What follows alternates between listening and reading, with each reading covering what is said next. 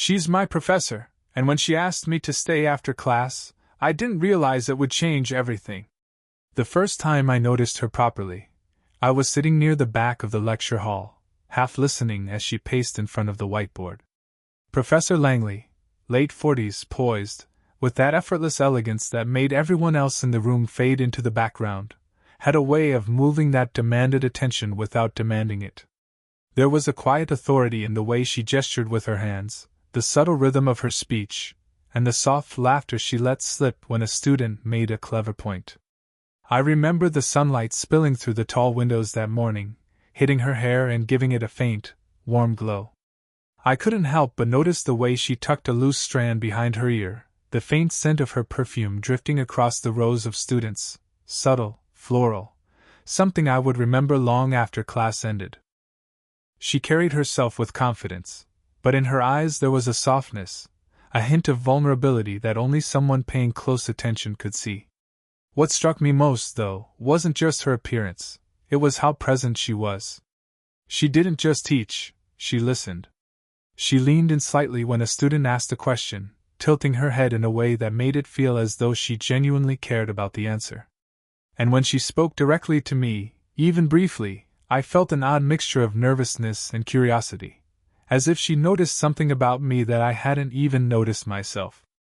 I couldn't help stealing glances.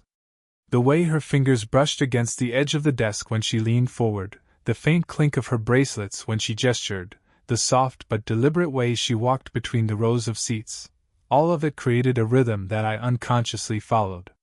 I felt a quiet pull toward her presence, a magnetic tension that was entirely unspoken. There was also something quietly human about her. Between lectures, she scribbled notes in the margins of her textbook, a slight furrow between her brows as if she were solving a puzzle only she could see. She laughed at her own jokes with a small, genuine smile that softened her usually composed demeanor. It was impossible not to notice, impossible not to feel that pull, the combination of experience, confidence, and a hidden tenderness. By the end of that first class, I found myself lingering in my seat long after everyone else had left, replaying little moments in my head, how she'd adjusted her glasses, the soft pause before she answered a question, the almost imperceptible nod in my direction. Something about her presence demanded attention, not because it was flashy or dramatic, but because it was quietly, utterly magnetic. I didn't know it yet, but that first impression, her effortless grace, the warmth hidden beneath the authority, the subtle way she made me feel seen, was the beginning of something I couldn't explain. Something that would slowly, gently, change the way I understood connection, attraction, and trust. And I was utterly, completely hooked. The classroom emptied slowly, chairs scraping against the linoleum floor, the faint rustle of papers, and the distant hum of the air conditioning filling the space. Most students had already left, but I stayed seated, unsure whether I should pack my things or linger, caught between anticipation and hesitation. Then, in that quiet pause, Professor Langley's voice cut softly through the emptiness. "Could you stay after class for a moment? I'd like to go over your notes." My heart skipped a beat, and I felt the familiar mix of nervousness and curiosity settle into my chest. Staying after class felt wrong in a way that made it impossible to resist. Slowly, I approached the front, my footsteps soft against the floor. She was standing by the desk, her posture calm, elegant, yet with a quiet intensity one couldn't quite place. Her eyes, calm and discerning, met mine, and for a moment I felt as though the rest of the world had melted away. She leaned over the desk to glance at my notes, and the proximity caught me off guard. Her hair brushed against my shoulder, an almost accidental touch that lingered for a heartbeat longer than necessary. I felt the warmth of her presence, subtle but undeniable, and an odd comfort in it. The faint scent of her perfume, something soft, floral, almost like early spring mornings, mixed with the faint chalk dust in the room, and I realized I was acutely aware of every detail. Her voice, soft and measured, explained a point I hadn't fully understood in class. There was no condescension, only a patient, guiding tone that made me feel capable and noticed. When she adjusted my posture slightly to better see my work, her fingers lightly brushed my forearm. I felt an odd jolt of awareness, a mixture of excitement and hesitation. She noticed it, I think, but said nothing, just continued with a quiet focus that only made the moment more intense. For the first time, I allowed myself to observe her fully, the way she shifted her weight from one foot to the other, the subtle creases of concentration on her forehead, the graceful curve of her fingers as they traced my notes. Everything about her presence demanded attention, not with spectacle but with an understated magnetism that made it impossible to look away. We spent what felt like minutes, or maybe hours, in that quiet space, discussing my work and sharing thoughts. Every glance, every small gesture, carried an unspoken tension, a push and pull between professional distance and something more intimate, something that neither of us dared to name yet. When I finally gathered my courage to pack my notebook, she offered a faint smile, one that lingered a heartbeat too long, making my chest tighten in a way I hadn't expected. Walking out of the classroom, the hum of the hallway felt distant, as though I were still wrapped in the quiet intensity of her presence.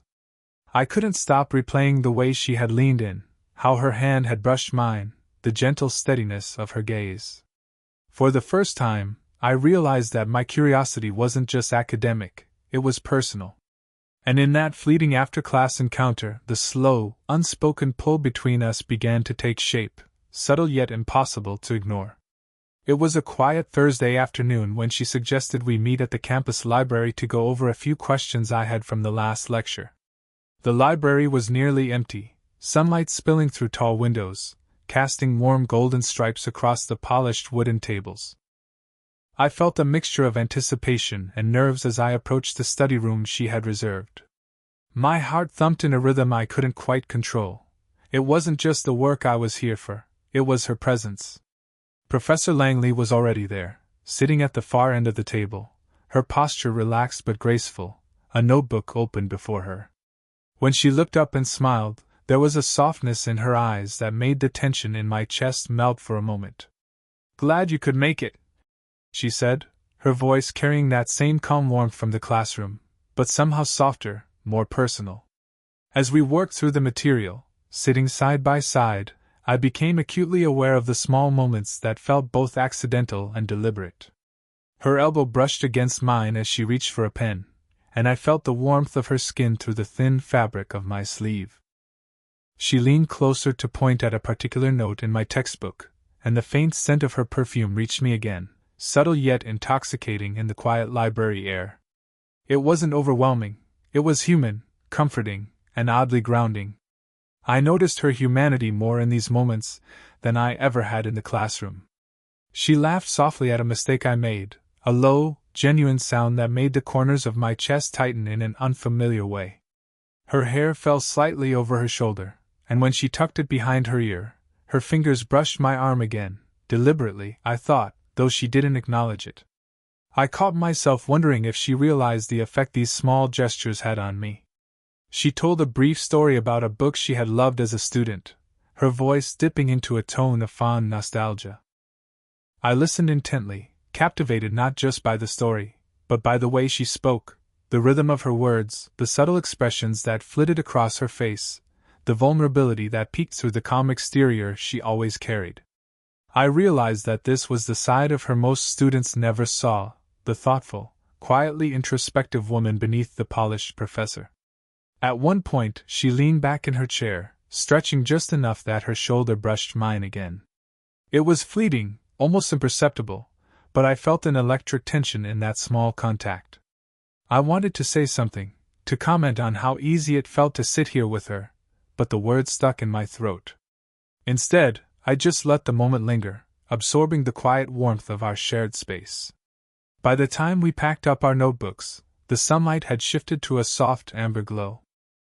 Walking out of the library, our shoulders brushed as we exited side by side, and for the first time, I felt an unspoken understanding between us. This connection wasn't just about work or curiosity, it was personal. It was subtle, restrained, yet undeniable. And as I walked away, I couldn't stop replaying her smile, her soft laugh, and the gentle warmth of the moments we had shared. In that quiet afternoon together, the slow burn of our bond began to deepen. It was no longer confined to the classroom or defined by titles. For the first time, it felt like something alive, fragile, and entirely ours, a connection built on small touches, shared laughter, and mutual understanding, waiting to see where it might lead. The days that followed our study session were strangely restless. I found myself replaying every detail, the tilt of her head as she explained a point, the gentle brush of her fingers against my arm, the quiet way her eyes lingered on mine just a fraction too long. It was intoxicating, and yet, it was wrong. She was my professor, older, wiser, and beyond the unspoken rules that governed the classroom. My mind wrestled with admiration and desire, curiosity and guilt. One evening, I found myself walking past her office, unsure why I felt compelled to pause outside the door. The dim glow from inside showed her hunched over papers, the soft hum of a desk lamp filling the quiet hallway. She looked up as if sensing my presence and gave a faint smile, not a word spoken, yet something passed between us, a recognition that our connection was alive, undeniable, and complicated. We met again in a neutral setting, the library, to review my essay drafts. I noticed the subtle ways she revealed herself outside the structured classroom, a quiet sigh when she reached for a book, a brief pause to gather her thoughts, a soft laugh at an imperfect phrasing. Every small gesture reminded me that she was human, vulnerable, and profoundly magnetic. Yet with each touch, her hand brushing mine as she pointed to a note, her shoulder nudging mine as she shifted in her chair, I felt the tension coil tighter inside me. I began to notice the hesitation in her movements too. She would linger near me, then step back, as if caught between professional boundaries and personal longing. One moment, her hand would rest on the table near mine, the next, she would fold her arms or adjust her glasses, a subtle reclaiming of distance. I realized then that she felt the same conflict I did. It was unspoken, fragile, and almost electric. I spent hours turning over every interaction in my mind. Was I reading too much into her kindness? Was the warmth she showed just mentorship, or something more personal, more intimate? The uncertainty gnawed at me, but it was thrilling in a way I hadn't expected. I longed for her presence, for her approval, for the subtle intimacy we had discovered, yet I feared the consequences of giving in to desire. One quiet moment, as we both reached for the same pen, our hands touched, briefly, lightly, but it sent a jolt through me that left my chest tight and my thoughts scattered. She looked up at me, her expression soft, almost vulnerable, as if acknowledging the tension without words. We shared a smile, faint, knowing, almost apologetic, and the air between us seemed charged with an unspoken question: what do we do with this connection that neither of us fully understands, but both feel deeply? By the time I left, the corridor felt colder than usual, the lingering warmth of her proximity now a memory that made me ache. I realized that this hesitation, this delicate push and pull, was shaping the way we saw each other. It was not just attraction, but awareness, respect, and emotional intimacy building slowly, carefully. And in that pause, in the space between touch and distance, glance and withdrawal, I understood that the real journey had only just begun, and that it would test both patience and restraint in ways I had never imagined. The days after that evening of quiet tension were strange, charged yet unspoken. There was a new rhythm to our interactions, a delicate dance of proximity and restraint. Professor Langley seemed more aware of me, and I of her, in ways that went beyond classroom etiquette. Each gesture, each glance, carried a weight I could feel in my chest, a slow-building warmth that made ordinary moments extraordinary. It began subtly. She started leaving short notes in my mailbox after class, comments about my essays or suggested readings. The words were brief, professional, but there was something personal in the phrasing, a gentle encouragement, a playful remark, a reference only I would notice. One evening, as I unfolded a neatly folded piece of paper, I found a small margin note. "You have a way of seeing what others overlook. Don't lose that." The handwriting was familiar, elegant, precise, yet the words struck deeper than anything she had said aloud. When we met for the next review session, our seating was slightly closer than usual. I caught myself noticing how her elbow occasionally brushed mine, how our shoulders almost touched as we bent over the same notebook. These fleeting, accidental contacts no longer felt accidental. They were intimate, purposeful without needing acknowledgement. Each brush sent a subtle thrill through me, a warmth that made my chest tighten and my thoughts scatter. I began paying attention to her mannerisms, the little habits that had gone unnoticed before, the way her lips curved into a soft smile when she approved a well-written sentence, the faint way she leaned in when she whispered a clarification, or the small pause before she spoke, as if weighing every word with care. I realized that these were the gestures of someone who was slowly letting me in, someone who wanted me to feel seen and understood.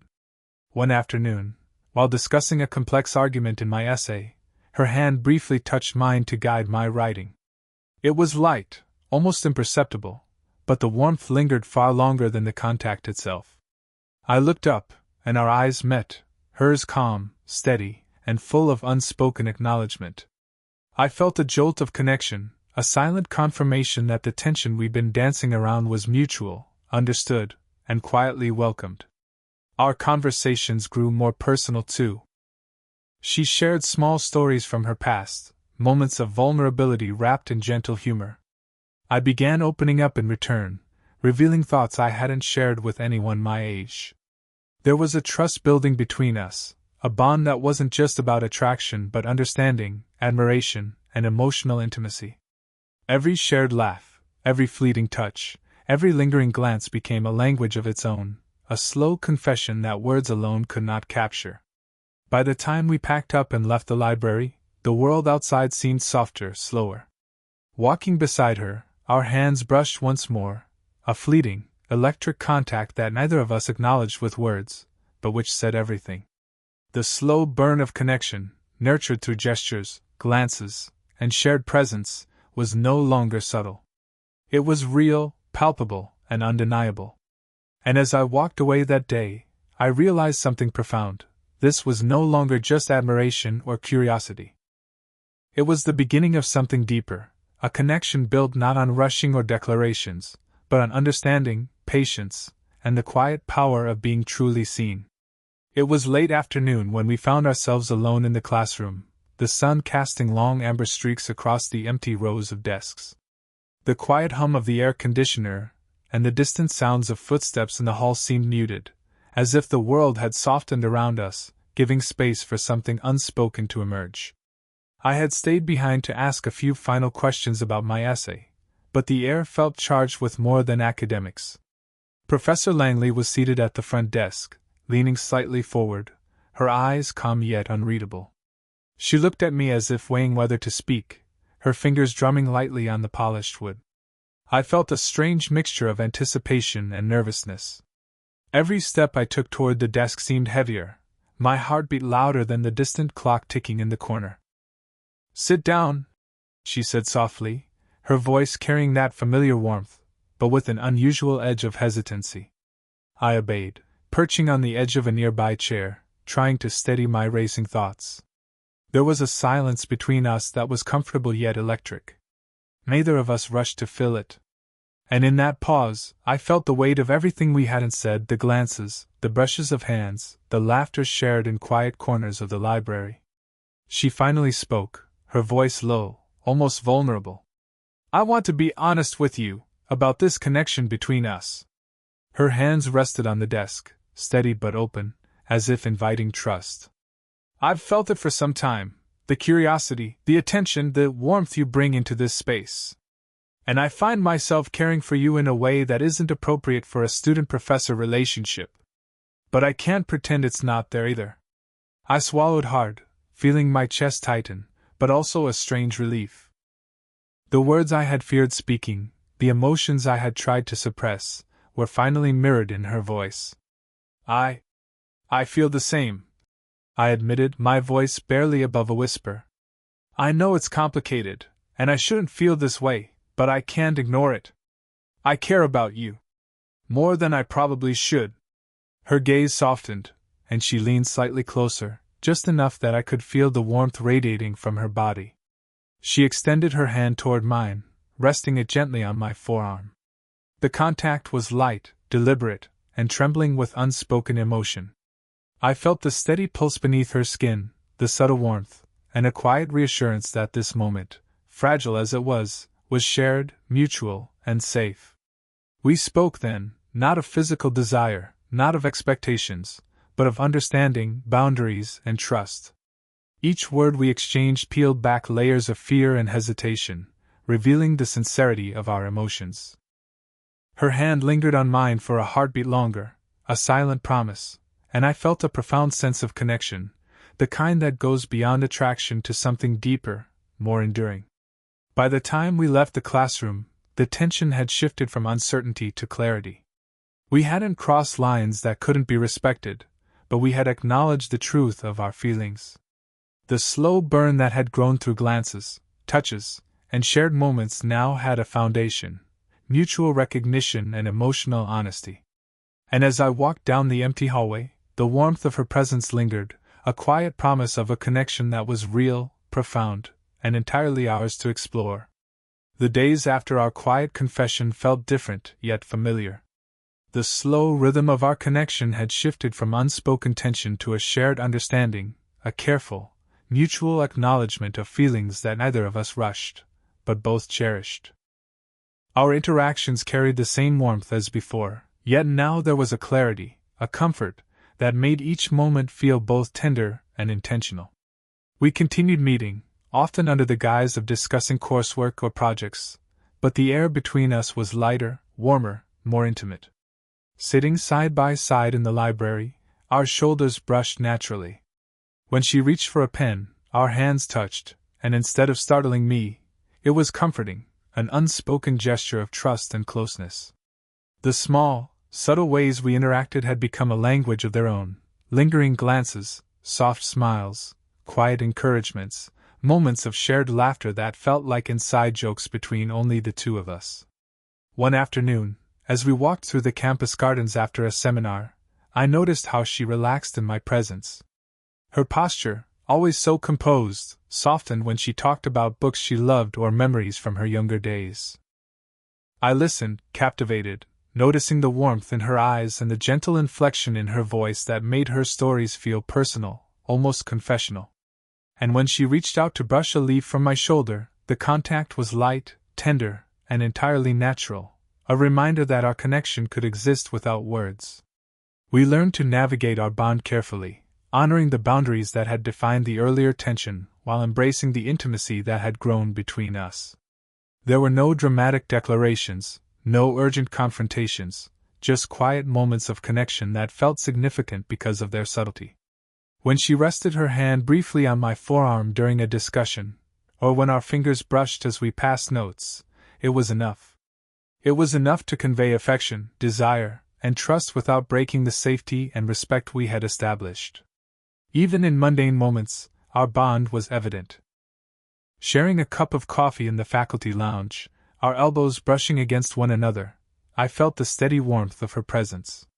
In the library, as we bent over the same pages of a book, her shoulder occasionally touched mine in passing, a gesture so light yet so comforting that it left a lingering sense of connection.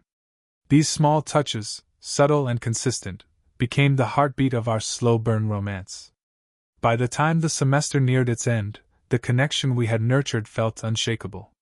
We had moved beyond initial hesitation, beyond silent tension, to a place of emotional honesty and quiet affection. Our relationship was no longer defined by rules or uncertainty, but by understanding, trust, and the shared acknowledgement that our bond was unique and meaningful. As I walked beside her on a crisp autumn afternoon, the sun casting a soft, golden glow across the campus, our hands brushed again, a fleeting, deliberate touch, and I realized that the warmth between us wasn't just about desire. It was about comfort, trust, and the gentle assurance of being seen and appreciated for who we truly were. The slow burn had reached its resolution, leaving behind a connection that was profound, tender, and entirely ours, a story of patience, respect, and the quiet beauty of emotional intimacy that lingered long after the last words were spoken.